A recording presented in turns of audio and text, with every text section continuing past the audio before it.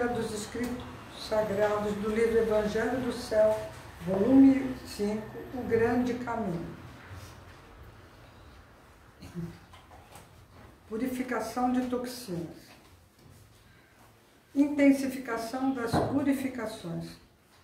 Como todos já puderam perceber, as ações purificadoras têm se intensificado e no próximo mês, logo após o culto do Rishun, que ocorrerá no dia 4 de fevereiro, elas acelerarão ainda mais. Portanto, especialmente vocês, membros, precisam ficar atentos, pois este é um momento em que se torna bem evidente a distinção entre aqueles que estão conseguindo evoluir e os que estão caindo e que não se levantarão mais.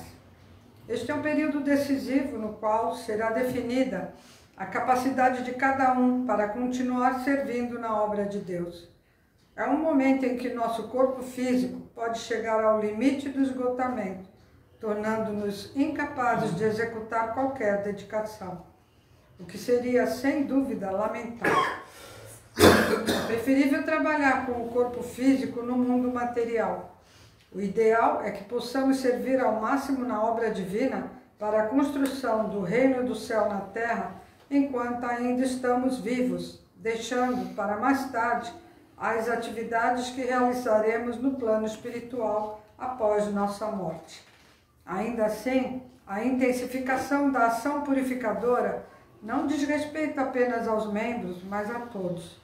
Eu mesmo tenho me surpreendido com alguns casos ultimamente, pois o número de pessoas conhecidas que faleceram tem sido grande. Vale notar que esses acontecimentos ainda estão apenas começando. Logo após o Rishun deste ano, as purificações se intensificarão, atingindo primeiro muitos membros e em seguida o povo em geral.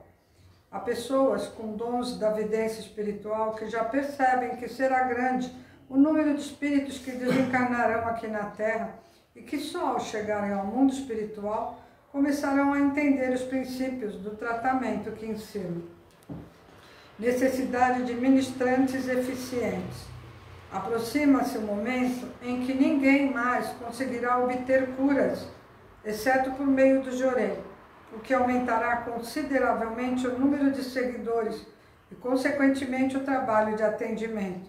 Isso não acontecerá de forma abrupta, mas gradualmente. Por isso, digo que agora é o momento de preparar aqueles que no futuro serão procurados pelas pessoas necessitadas de ajuda. E isso explica tanto a expansão do nosso método de cura, quanto o crescimento gradual do número de membros. Como mencionei, estamos em um período de preparação. E só quando estivermos prontos é que as ações purificadoras generalizadas terão início. Assim, seremos testemunhas de momentos de alegria e de tristeza. Kanon também é conhecido como Dai-Hi Bosatsu, a divindade que se manifestará nesse período de intensas transformações a que me refiro. No entanto, é importante entender que Deus não está limitado apenas às manifestações de dor ou tristeza. Ele é, na verdade, o Salvador. Assim, quando Dai-Hi Bosatsu se manifestar para salvar, também revelará uma grande misericórdia. Já estamos bem próximos dessa época, em que o Jorei será, sem dúvida, o único meio de salvação possível para todos. Mais toxinas do que imaginamos. Além disso, há uma necessidade urgente de aprofundarmos nossa sabedoria para ministrar Jorei de forma eficaz. Observem que tem ocorrido o aumento das purificações na região da cabeça. Precisamos estar sempre atentos à cabeça e ao pescoço, buscando dissolver ao máximo as toxinas que tendem a se acumular nesses locais. Eu mesmo carrego uma grande quantidade delas e por isso ministro alto Jorei diariamente. Às vezes me surpreendo com a quantidade de toxinas que ainda persistem em meu corpo. Acredito que todos devem adotar o mesmo ponto de vista que eu, que possuem mais toxinas do que imaginam.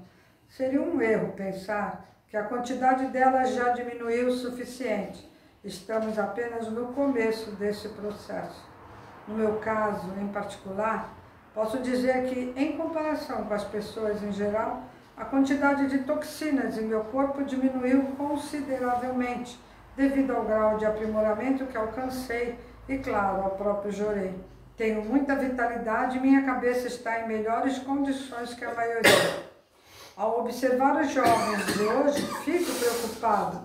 Quando os acompanho na escalada de montanhas, acabo controlando o ritmo da caminhada, pois eles são tão lentos que sou obrigada a reduzir a velocidade para acompanhá-los.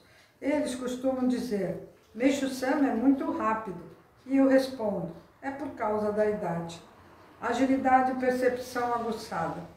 Em termos de rapidez, costumo dizer aos jovens que imitem a agilidade dos batedores de carteira.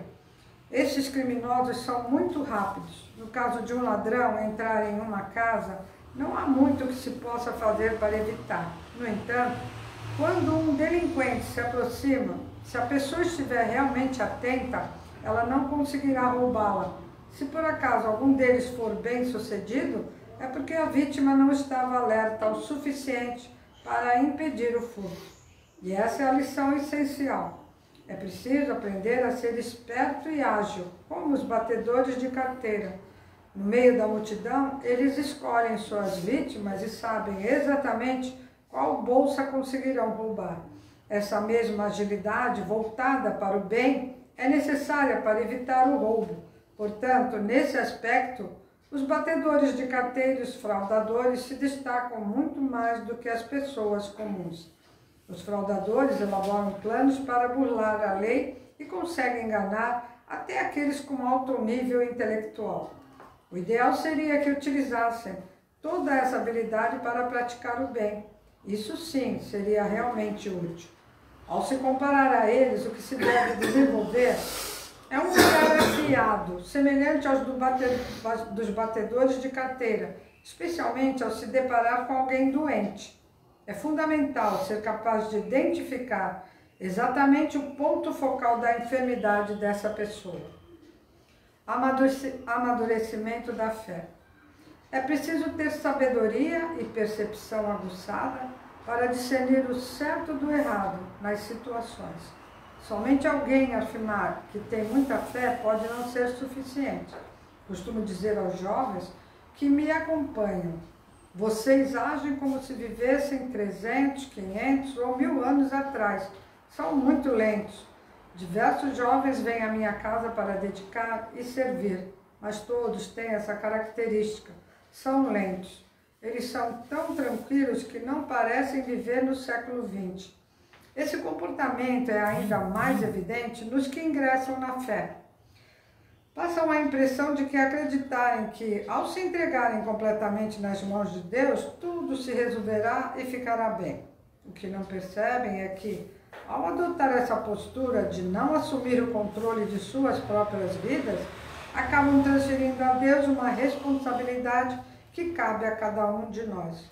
Na verdade, o que os jovens deveriam fazer é procurar dar menos trabalho a Deus, pois a carga que ele carrega é imensa. Porém, o que se vê é o pensamento infantil de que é preciso um pai para cuidar do bebê.